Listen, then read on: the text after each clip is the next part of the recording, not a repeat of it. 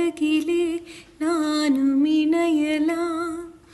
உறவுகள் தொடர்கதை, உணர்வுகள் சிறுகதை, ஒரு கதை என்றும் முடியலாம், முடிவிலும் ஒன்று தொடரலாம். இனி எல்லாம் சுகமே.